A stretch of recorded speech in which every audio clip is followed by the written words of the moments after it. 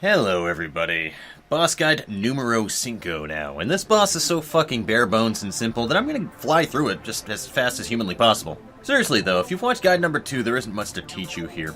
And the boss that I'm talking about is, of course, the Ruthless Angel, seeing as I'm tackling all of the dungeon-centric bosses in this guide in order.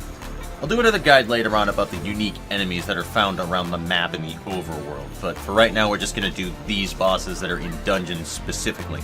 Anywho, Ruthless Angel is the boss of the Lighthouse Dungeon in Solitary Sands, and literally is a carbon copy of the Judgment system. So first, let's go over the different attacks for the Ruthless Angel. Like the Judgment system, he has exactly 3 moves. The seemingly most common attack is when it attempts to lobotomize you with a laser beam. This should be really easy to avoid so long as you follow Silent's golden rule of a firefight in Fatal Bullet, which is if you cannot see them, then they cannot see you. Line of sight anyway. This is usually true, believe it or not. So long as the game doesn't fuck you over with unfair nonsense. But anyway, next attack. The only real difference between this and boss number 2 is that Ruthless Angel actually spawns ads. This is literally it, but the drones are literally so weak that they're hardly even a threat. And then finally we have the Bouncing Bombs attack. I lied, by the way. Ruthless Angel is slightly different as well in that he only uses the circle bombs and not the spikes. And as I mentioned before in the second video, the non-spiky bombs explode quicker after hitting the ground, so you have a small time frame to defend yourself if you choose to do so with Shield Matrix. They may also explode on proximity if you walk into them, but I cannot confirm, for I have not been dumb enough to even test this. Defense for this boss is really only done in 2 ways. Either boost your defense and health through stat allocation, gear, and skills, and then face tank him, or you use Shield Matrix. These are seriously the only 2 foreseeable defense options I could possibly imagine for you. There isn't much strategy behind it.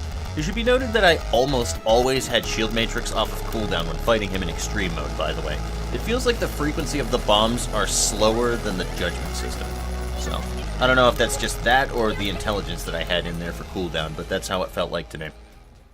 Okay guys, so to reiterate offense from guide number 2, all sources of damage are relevant against it. Aim for the obvious critical point and lay down some bullets, and you'll win. That's that simple.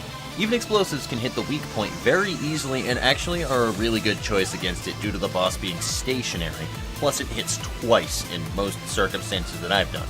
Status element should work just fine, but in my opinion they're a waste of time that you could be used dealing actual damage to the boss, so take that how you will. Let me be perfectly clear here, folks.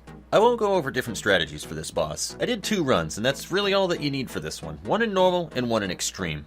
So let's go ahead and tune back into our normal mode save, because I've been going through changes. To grossly misquote a popular Netflix TV show, Big Mouth. And not just cosmetically either. I've done a few minor stat tweaks to level out a bit more, as you can see, and my skills are about the same except, what? A shotgun and a sniper rifle. Sounds like my weapon setup from the original Halo Combat Evolved.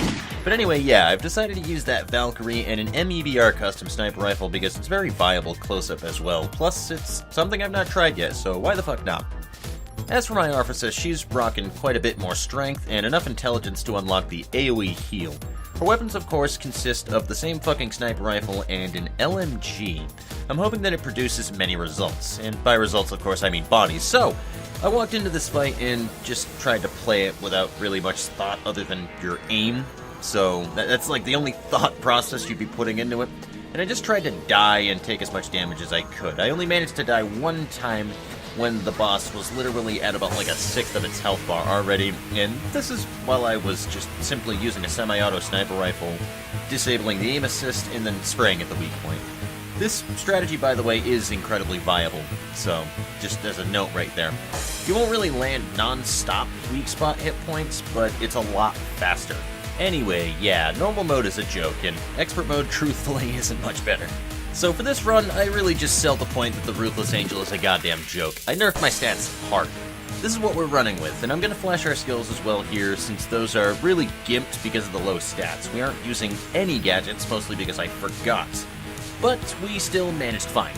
My weapons that I used here, by the way, are that old rank 4 LMG that I've used a few times, and a rank 7 Dragon Breaker, because I thought that the AMR Assassin was too powerful. Hilariously enough, that Dragon Breaker is better, so your DPS won't be as much as what I'm doing. And to really sell my point, I went into the run with just my Arphasis, nobody else. Just because fuck it. I just sat in the same corner as last time and used Shield Matrix when I was in a pinch. I think I was literally only hit about 3 times that fight for between 1500 and 2500 points of damage on my Super Gimp defense. Yours should probably be higher, but I couldn't check this because I didn't find any charts online to show how much CP that you would have at about level 70. Otherwise, I would have definitely spec'd for a level 70 build. The final thing to note here is that my HP max still rises with my level, so it's not entirely dependent on stats. The proof of it being is that my normal mode save actually had more vitality than the extreme mode save, and she had a little over half of the HP to show for it, even though she had a higher stat. So this makes it unclear if the boss will one-hit you at level 70 on 700 defense or not. And why am I choosing level 70? Well, my little chitlins, that's because level 70 is how many levels, or rather number 70, is how many levels are added to your enemies in extreme mode. So technically to match it properly, you should be level 71. And I crossed over to extreme mode in my 80s just for an extra buffer. But anyway guys, that about wraps up this guide. I've had enough talking about this boring motherfucker. I'll catch you guys later on a boss that I've actually been looking forward to making a guide on since the get-go, really. And as a close friend of mine would always say to close this note on, peace and chicken grease. I'll see you guys later.